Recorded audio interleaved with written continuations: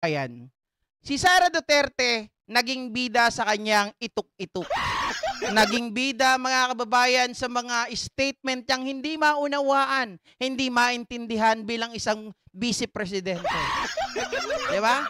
Yung pagkakasabi niya ng siya daw po ay ipapapatay ang ating Pangulo, ang First Lady, ang Speaker of the House. Ganon din, mga kababayan, ng impeachment trial. Gusto daw niyang matuloy at bloodbath.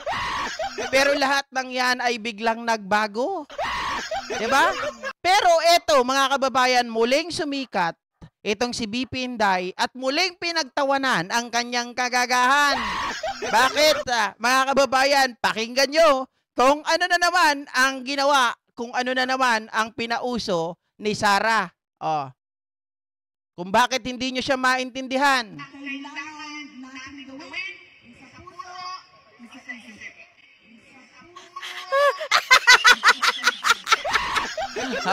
Baliktad ang puso at ang isip ni BP Sara.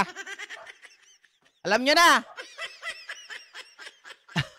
Medyo nga, Sir Rizalino Neri, medyo mahina.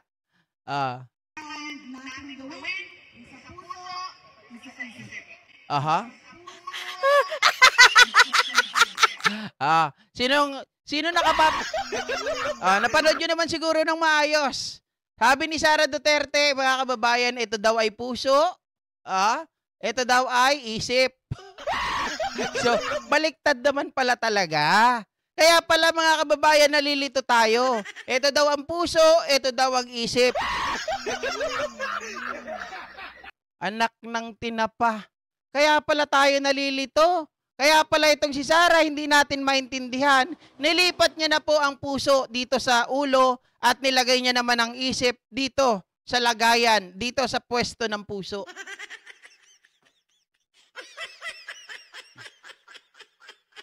Hindi, sabi ni Naomi Shin, hindi totoo mga sinasabi niyan, may sayad si Inday. Eto nga, Naomi. Pakinggan mo muna kasi yung sinasabi ko. Alam natin na hindi natin maintindihan si Sara. Kaya pala baliktad talaga ang utak. Diba? Nasa nakalagay yung kanyang puso dito daw. Dito. Ang kanyang isip nandito. Paano kayo magkakaintindihan? Abnormal pala to eh. Alien. GB look like Romy Diaz. Ayos. ang taba ng utak, di ba? Inilagay yung utak dito, mga kababayan, yung puso nandito. Hindi nga talaga kayo magkakaintindihan kasi alien pala itong si BP Sara Duterte.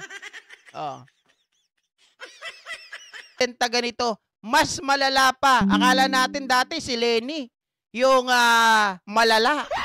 Diba? If you are going to compare between Sara Duterte and Leni Robredo, I'll go to Lenny, mga kababayan.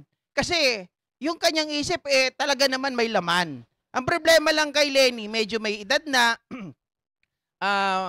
for her to better understand, mga kababayan, and of course, para sa kanyang para matuloy-tuloy ang kanyang statement, ang gagawin niya ay yung huling salita ay uulit-ulitin niya para kumbaga ma-recall niya kung ano yung next na sasabihin niya. 'Di ba? Sabi ni Lady Net, ang layo nung dalawa. Sinungaling yan si BP, walang isip. Pakiulit daw please. Ito, sabi Sylvia Cabel. Ito, panoorin mo. Ito ha.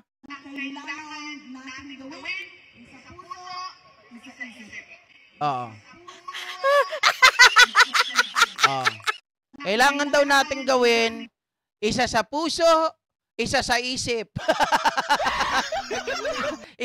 Kailangan natin gawin isa sa puso, isa sa isip.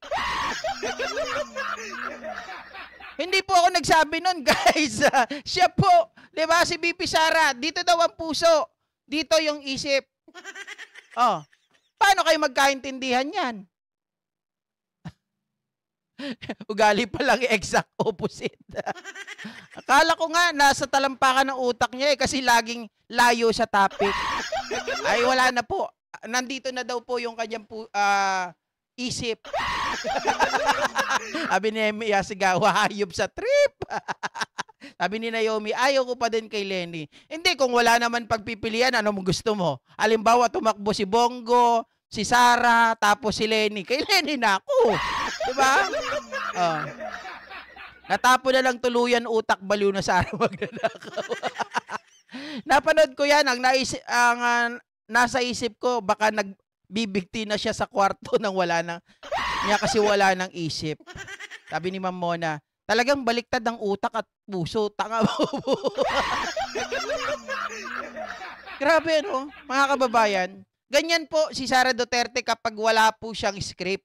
Okay? Hindi mo siya pwedeng pagkatiwalaan. Kaya nga sabi ko sa inyo, kapag sa mga summit, sa mga tawag dito, mga leaders ng iba't ibang bansa, naku, expect nothing. Di ba? Wala siyang gagawing maganda. Puro kalokohan. Oh, wala po siyang ipapakita para may angat ang Pilipinas. Sigurado, lugmok tayo sa kangkungan. Ay, nag-perform lang ba siya ng my toes, my knees, my shoulder, my head? Ganun ba? Baka lasot lang, no? Sabihin ni Sarah, hindi, ano naman, nagkabaliktad lang. Tao lang ako, nagkakamali. Tao ka ba talaga? Sabi mo, demonya ka. Di ba? Sabi ni Bethel Marcelania, Mayor, we love BP Sara. Okay. Hey, kung love nyo si BP Sara, sa inyo na. Sa inyo na. Hindi na kami makikipagtalo. Yan, tama si Jincy. Ang gusto ng China ay Bobo, ang pangulo natin, para masakop tayo ng Pinas. Oh. Kawawang Pilipinas. Kapag Duterte na naman ang umupo. Kaya sana ang gobyerno natin ngayon magpalakas. Magkaroon sana ng isang talagang pambato natin in the incoming 2028 election, di ba?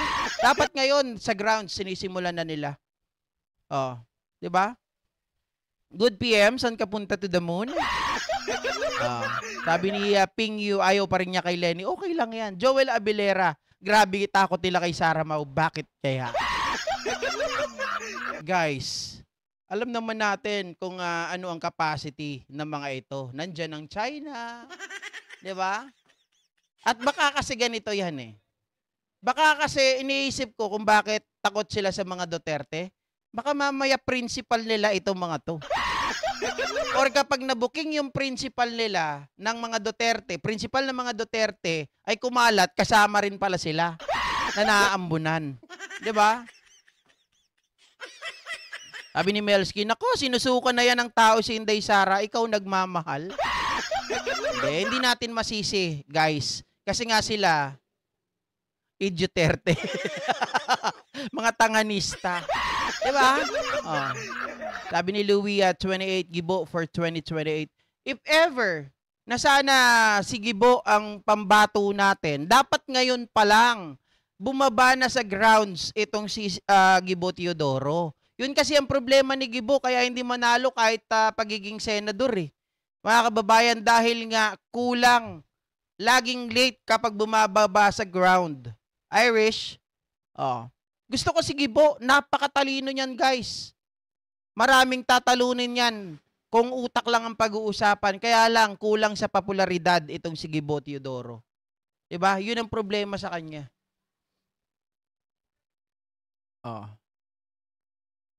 Palagay ko may kinalaman pa din si Andanar sa mga nangyayari. Of course. Diba? May trilyon ng mga Duterte kaya pa pumatay ng tao. Kaya nga tayo nag-iingat din eh. Diba? Hindi tayo lumalagpas doon sa ating tinatawag na mga kababayan hangganan. Diba? Ng freedom of speech or freedom of expression. Lenny is the best for me, sabi ni Ann Yurong. Well, mga kababayan, it just so happen na magkakaiba tayo. Hindi kasi ganito. Kaya siguro ang iba sa inyo ayaw nyo kay Lenny. Dahil, kung iisipin natin, nasira na siya yung pangalan niya ng gusto kay Digong Duterte during Duterte's time. 'Di ba? Pinaglaruan, tinarantado, tapos ang naging problema din kasi yung mga PR ni Leni Robredo. Ang nangyari doon mga kababayan, ginawa nilang katatawanan si Leni. 'Di ba? Oh. Mas malakas sa Rapi, Tulpo Idol or Leni Robredo? Ayoko din naman kay Rapi. Guys, masyado ring politiko yan. Ba't di na lang nilagay sa puso niya, sa puwet niya? Pwede, di ba?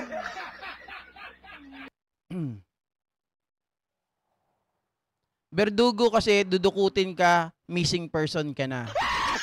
Yan ang mahirap, guys. Napakahirap po. Alam nyo na ngayon ha, balikan natin. Kaya pala mali-mali itong si Inday Sara Duterte, kaya hindi tayo magkaintindihan sapagkat itong si Inday Sara, mga kababayan, ay iba pala ang kanyang kinalalagyan ng kanyang puso at isip. Alien po ito. Alien pala si Sara Duterte. Grabe ka naman, GP. Meron ba kayong nakitang tao na ang isip nandito, tapos ang puso nandito? Di ba wala? O di alien yun. Sige, tanungin ko kayo para fair. Sabihin nyo, hindi fair eh. Saan kayo nakakita ng tao, ang puso niya nandito, ang utak niya nandito? Di ba wala kayong nakita nun? Sa makatuwid, mga kababayan, agree or type 1 kung agree kayo, alien si Sara. Hindi, sa joke lang ha. Sabihin nito mga puro kalokohan, GP. Naimbangal daw, ka-GP palagi ko may mga anomalya yung mga senador na takot mabulgar. Kaya hinaharang ang impeachment. Exactly. Di ba sabi ko nga sa inyo, if it seems to me na kapag naungkat ang principal ng mga Duterte, mga kababayan, it will gonna be blast. Di ba? Talagang mag-all out lahat. Lahat ng mga lihim, lahat ng mga siguro ikinakatago-tago ng mga ito ay bigla na lang lalabas. Yes, tama ka dyan, RD Dayan. I totally agree with you. Si Leni Robredo, even I, myself, mga kasama natin, mga kababayan, talagang si Leni nasira ng fake news sa kagagawan ng mga Duterte. 'Di ba? Nagalit tayong lahat diyan noon eh. Sabi ni Joel, dapat may talagang malakas na pangtapat sa mga pambato ng padapa. Correct? 'Di ba? Halimaw si Pusit. Correct? Leni kami noon at ngayon. Okay lang 'yan, Minda Figueroa. 'Di ba? Walang problema sa akin 'yan. Galing Duterte, intact talaga, puro halang kaluluwa ng pamilya na 'yan. Alien si Piatos, galing Planet Mars, wala sa PSA ang record. My gosh, aswang pala si grabe, no? Siya lang nakakagawa nito. Mga kababayan, very unique. Galing Duterte, intact, sabi ni Ma'am Jody. Alright, aswang din. Tingnan natin, ako, mag-aantay ako kung sino yung mga, sino yung talagang mga magagaling na tatakbo sa 2028. Again, kapag sana ang admin niya yon may panlaban, bumaba na agad sa ground. Huwag nang yung last minute, 'di ba? Yung mga Pilipino kasi ugali last minute eh. Kagaya nung nangyari kay Abalos, which he admitted, mga kababayan, na mali sila talaga ng strategy. 'Di ba? 1 is enough, 2 is too much. Dalawang pagkakamali na pagtuturo ng baliktad ng utak sa bobo, ang ibig sabihin ay tanga. Wala nang pag-asa. Sa patakbo ng presidente sa 2028, wala akong napupusuan sa kanila. Wala pa naman, guys. Wala pa naman. Wala pa namang sinasabi. Right? So, ito naman. Iwanan na natin yan si Sara Inday Pusit. Sikat na naman siya, di ba? Naku po, tingnan nyo po yan sa TikTok. Tingnan nyo po yan sa X, mga kababayan. Sikat na sikat yan. Pinaglalaruan nga yan. Nakita nyo yung corona niya dito, mukhang tanga. Pero payag na payag siya na ganun.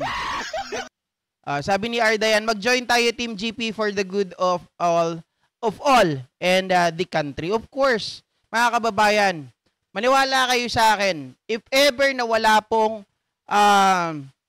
tawag dito, wala pambato ang admin na to, I'll go for pink. Okay? I'll go with pink. Sasama po talaga ako sa kanila. Gaya ng ginagawa nila sa atin ngayon, nakasama natin sila. Although mayroong mga iba dyan ng mga vloggers na pink, medyo may tumitira minsan sa, okay lang yun, that's fine. 'Di ba? Ang gusto natin kasi maging malawak tayo. Oh. Shout out Minowa Julie. Ma'am Eva Punsalana, kanina hindi kita nabate. Katrina 123.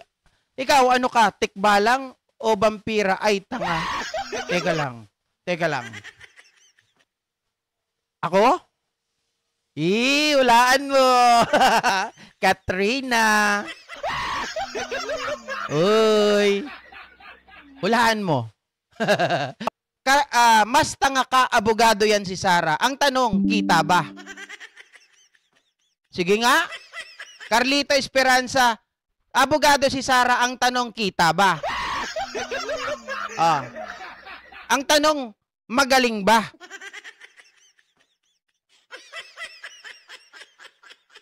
Eto nga ang isipin mo, Carlito Esperanza. Abogado ka ha. Ito, best na example na sasabihin ko sa'yo.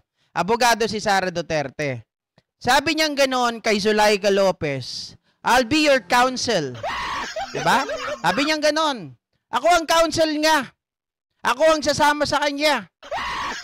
Ang tanong, pwede ba na maging, pwede bang gampanan ng isang abogado na mag-practice ng law kahabang siya po ay vice presidente? Sige nga.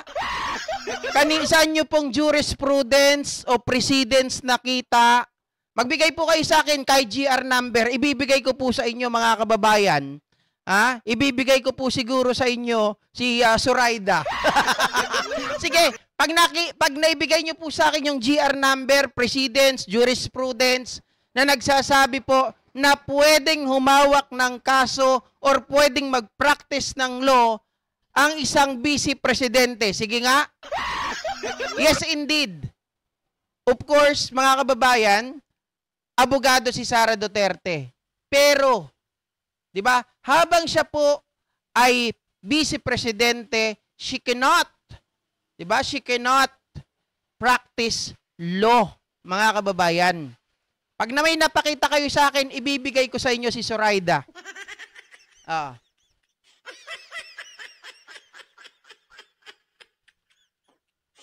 Mas maayos pa pala to si Arda yan eh. Not pro-BBM, di siya daw pro-BBM, but give credit where credit is due. Goods si PBBM sa WPS. Di ba? Ganun dapat tayo eh. Ang totoo nga niyan, mga ka-GPnatics, dapat ang mga Pilipino, mga kagaya natin, kung sino ang nandyan sa nakaupo, suportahan natin. Pero, pag mali, di huwag niyong suportahan. Diba, kagaya ng ginagawa ni Digong Duterte. Dati sinuportahan natin